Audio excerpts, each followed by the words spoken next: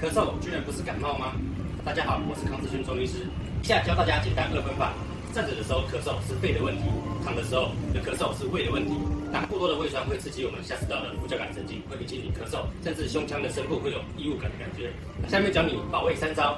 第一招，饮食干湿分离，先吃干的东西，再喝汤。我们的胃喜欢干燥的熟的食物。第二招，饭后散步10分钟，可以有效帮助我们的胃排空以及消化。第三件事情，睡前4小时不进食，以及睡觉的时候左侧躺，可以有效避免胃酸逆流的压力。那还有什么问题？欢迎下方留言。